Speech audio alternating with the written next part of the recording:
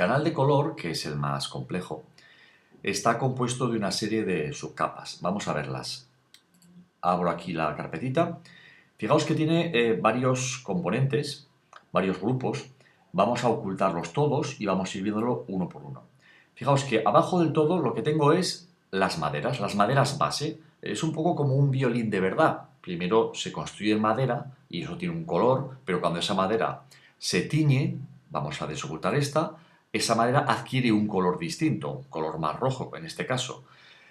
A su vez, este color queremos atenuarlo para que no sea homogéneo, por eso tenemos este otro tercer componente que hace que, digamos, introducimos una cierta fractalidad o aleatoriedad. Eso es lo que conseguimos con esta tercera capa, bueno, o conjunto de capas, que ahora las vamos a ver también incluso más en detalle. Y luego por encima tenemos una variación que es la que nos consigue, es lo que aquí llamo glows, es que lo que consigue que tengamos unas zonas en la parte periférica del violín, aquí y aquí, fijaos, que son más oscuras, más rojas. También alrededor de los agujeros, si vemos un momento las UVs, fijaos que ahí están los agujeros en forma de S o F. Como digo, esto es una cuarta capa y finalmente hay una quinta capa que son las líneas. Esas dos líneas que tanto arriba como abajo, estas de aquí, van recorriendo toda la periferia del violín. Vamos ahora a su vez a ver cada una de estas componentes en más detalle todavía. Volvemos a ocultar estas capas y ahora venimos aquí a las maderas y vamos a abrir la carpeta. Fijaos, yo aquí utilizo siempre un sistema de trabajo que yo le llamo, vamos a decir, edición no destructiva en Photoshop, porque lo que me permite es que en cualquier momento puedo introducir cualquier variación. Voy a ocultar todo esto y fijaos, todo empieza con esta primera capa. Una madera maple en inglés, creo que es arce en español. Es una madera base que cubre todo el documento, aunque luego habrá partes en las que no quiero que actúe. Como por ejemplo esta otra capa, fijaos aquí abajo, tenemos una madera distinta. Aquí abajo, una madera de sycamore en inglés, que cubre, vamos a mirar las Vs, cubre lo que será luego el lateral del violín, toda la cinta lateral. Y también, si desoculto esta otra, esa misma madera, que tiene una veta muy distinta, una veta mucho más acusada, me sirve también para la parte de abajo del violín. Aquí lo veis, aquí a la izquierda. Tengo además el cuidado de, oculto un momento las UVs, de hacer que la parte izquierda y derecha sean independientes. Me refiero a la tapa de abajo, la parte izquierda y derecha. Fijaos, aquí puedo ocultar esta parte o desocultarla. ¿Para qué lo dejo esto así? Pues, por ejemplo, para venir aquí y si no me gusta mucho cómo está distribuido esto, puedo, por ejemplo, bajar esa textura, ¿veis cómo la estoy moviendo para arriba o para abajo? Independientemente, como digo, un lado y el otro. Entonces, esto me permite una gran flexibilidad para poder ir trabajando esta textura. Yo en todo momento voy avanzando paso a paso y de vez en cuando hago un exportar, me lo llevo a modo en este caso, hago un render y veo qué tal queda. Y muchas veces veo que no queda bien, entonces tengo que venir atrás a Photoshop y hacer alguna modificación en alguna de estas subcapas. Finalmente, por lo que respecta a la capa de maderas, aquí hay una capa, fijaos que lo que hace es, en esta parte inferior, lo que hago es poner aquí un color sólido, simplemente un color sólido, un color cremita, con un cierto grado de opacidad. La opacidad en este caso, bueno, la he controlado con una máscara, que es esta, pero podría haber sido también con la opacidad. Y luego hay otra máscara vectorial, que es esta de aquí, que si la anulo un momento con mayúsculas, fijaos que lo que hace es precisamente indicar que por esa zona, por donde le indica la máscara, va a estar actuando. ¿Qué consigo con esto? Consigo que en toda esta zona se atenúe un poquito, se atenúen las vetas de la madera de sicomoro. Fijaos que si la quito, se verían muy acusadas. Esa zona concretamente es, si miramos las UVs, es toda esta zona de aquí, este pasillo alrededor. Con esto lo que consigo es que aquí, si venimos un momento a modo, esto es para la parte de abajo. Yo consigo que en esta cinta, concretamente esos polígonos que estáis viendo ahí, la veta de la madera, que es esta madera, aquí en esta zona no esté tan acusada. Ahora aquí estamos viendo ya la textura acabada con el color rojo y tal, pero si os dais cuenta, aquí esta veta, en esta zona por ejemplo, se nota muy acusada y sin embargo aquí no se acusa tanto. Se sigue viendo que hay una cierta textura de madera, si luego hacemos un render se ve mucho más nítida, que en el OpenGL, pero a su vez es menos exagerada que en toda esta zona. Eso es lo que consigo introduciendo esta capa, como digo, que opaca un poco lo que tiene de abajo. Cerramos el grupo de las maderas, activamos el siguiente grupo. Aquí tenemos dos grupos, fijaos que se llaman tint, que lo que nos hacen es aportar el color de la madera, la tinción que le damos a la madera. Hay una primera parte que es el color limpio, el tint base. No es nada más que un color sólido, que lo he puesto en modo linear burn. Y entonces, bueno, si lo abrimos lo podemos editar y veis cómo enseguida cambia de aspecto. Esto está mucho más saturado o menos saturado. Fijaos que aquí va perdiendo saturación. En fin, fijaos que esta manera de actuar es la que nos permite, como mencionaba antes, el poder cambiar con mucha facilidad el aspecto que tiene mi textura, editando por capas. Cancelo un momento. En el siguiente grupo, lo que tenemos es un conjunto de 3 capas de color que nos aportan, vamos a decir, una cierta suciedad a esa tinción, una cierta aleatoriedad, ¿vale? Vamos a ocultarlas, las dos de arriba, y dejamos únicamente esta. Fijaos la diferencia entre que esté o no esté. ¿Qué es esto? Nada más que una capa de color sólido. Podemos aquí editar, cancelamos. Esta capa está puesta en modo screen, trama en español, creo que es esto, opacidad 35%, y la máscara es un filtro de nubes. Esto está aquí, filtro, renderizar, clouds, nubes. Entonces con esto introducimos, como digo, esa cierta fractalidad en la tinción. Luego hay otra que añade esto que estáis viendo, esos puntitos claros, obtenidos mediante otro color, que es este color más clarito, el modo screen al 100%, y que está enmascarado con esto que estáis viendo aquí. Una cosa obtenida a partir también de unas nubes, donde las hemos oscurecido mucho y las hemos desenfocado. Y finalmente hay una tercera capa. Vamos a ampliar esto para que se vea mejor.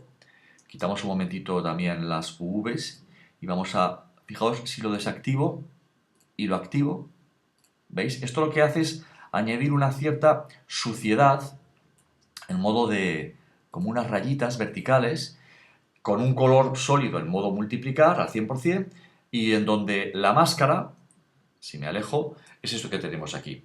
Es una máscara perteneciente a un conjunto de texturas de DV Garage, pero que bueno, podéis conseguir cosas muy parecidas, por ejemplo, en CG Textures. Como digo, entonces, vamos a volver otra vez a ver esto en color. Tenemos entonces aquí, hemos visto las maderas, la capa que tiñe de color rojo y un conjunto de capas que añade aleatoriedad a esta tinción. Por encima tenemos el grupo de glows, lo que aporta estas variaciones, estos gradientes de variación a la tinción. Fijaos que está subdividida en 3 partes. Vamos a ir ocultando esta, y dejamos solamente esta. Fijaos, sin actuar y actuando, cuál es la diferencia. Esta carpeta a su vez se divide en otras 2 carpetas, dentro de las cuales tenemos un color sólido. Vamos a cerrar dejamos únicamente esta. Y esta de aquí arriba la ocultamos. Fijaos, ahora tenemos únicamente esto en acción. ¿Qué es esto? Un color sólido, este que vemos aquí, actuando en modo multiplicar y controlado por una máscara que es esta.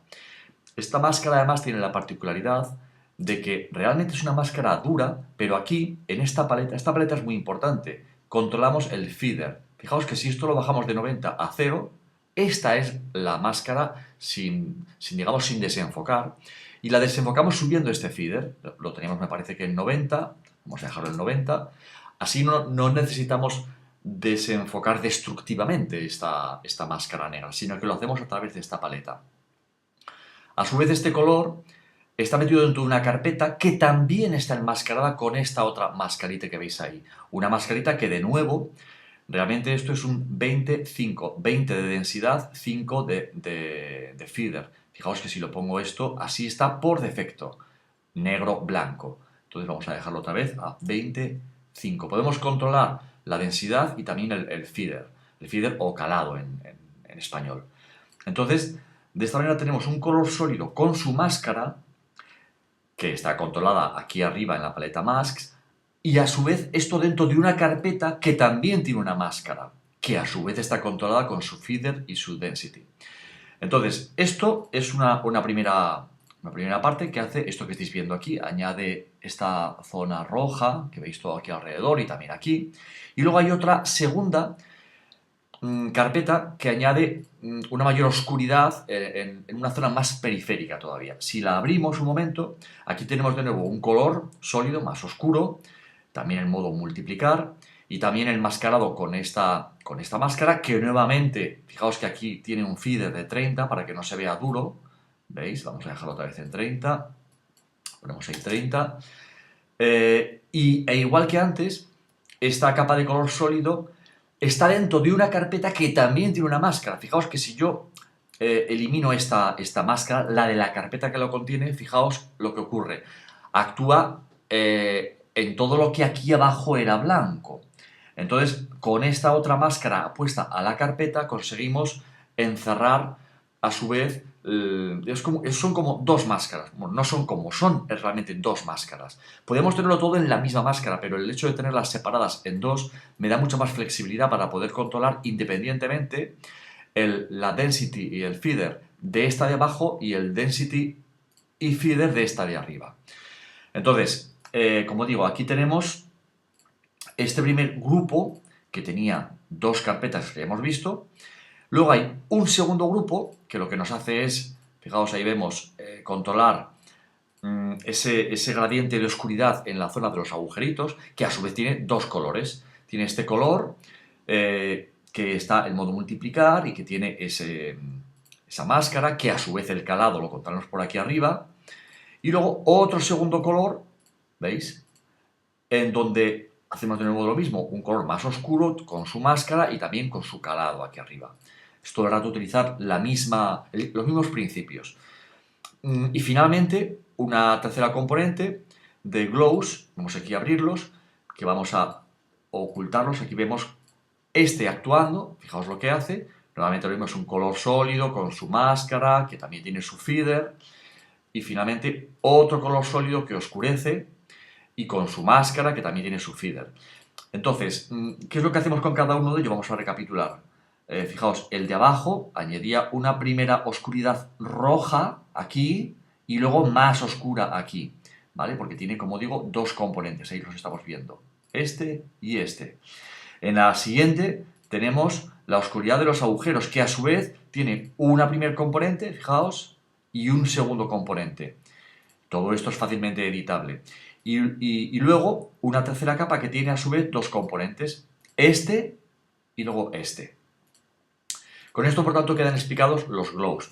Por supuesto que todo esto podría ser hecho de un modo mucho más, vamos a decir, simplificado y con menos capas, pero entonces sería más difícilmente controlable el poder ir a ajustar cada uno de los comportamientos aislados. Para mí esto resulta muchísimo más práctico porque, vuelvo a repetir que todo esto yo no doy con ello de golpe, sino que voy muy poquito a poquito aportando información y haciendo test, exportando a modo y volviendo de nuevo a Photoshop para ir haciendo los cambios.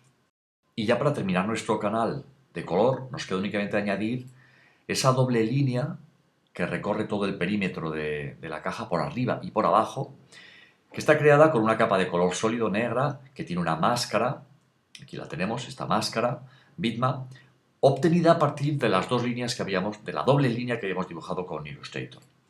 Entonces ya hemos rematado, como digo, el canal de color y este es otro buen momento de comprobar que todo está bien, yéndonos a modo, acoplamos la textura en Photoshop, guardamos y la aplicamos en modo. Luego haremos todo el tema del shader 3, ahora estamos únicamente con la creación de los bitmaps.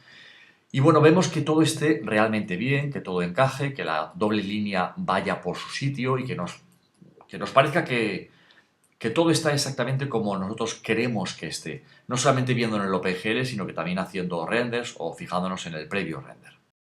Vamos a continuación a ver cómo está resuelto el bump de este violín. Vamos a desocultar esta capa. Fijaos que tiene a su vez dos subgrupos o dos subcarpetas.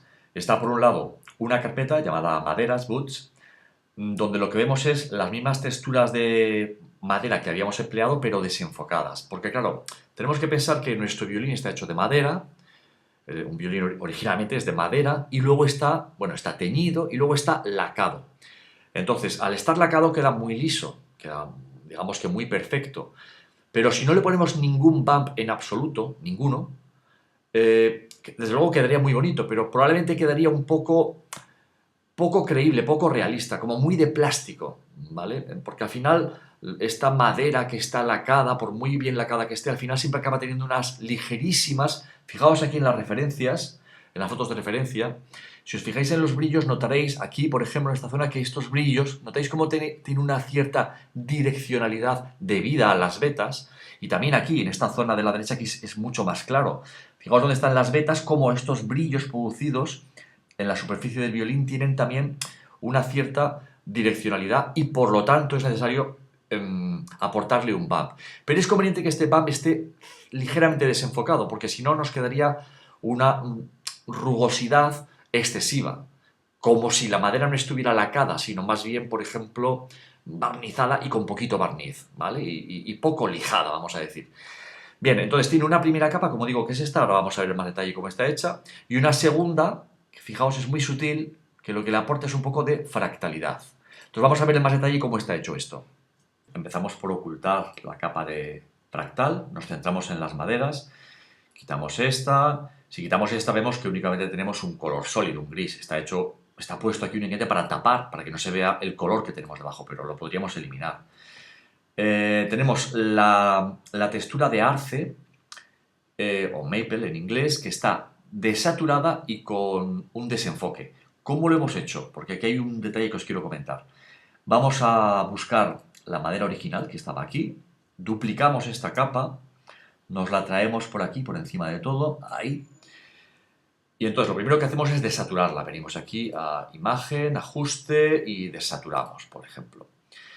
Digo, por ejemplo, porque también podríamos desaturarlo de otras maneras, cogiendo, por ejemplo, el canal rojo o el canal azul o el canal verde de esta textura. A veces que es conveniente, dependiendo de cuál sea la textura y de cómo sea, para extraer de ella un bump o un mapa de reflectividad, por ejemplo, fijaos también, eso es un buen truco, fijaos en el canal rojo o verde o azul de la imagen en color, porque hay veces que los canales por separado pueden ser las mejores fuentes de salida para crear el bump u otros canales.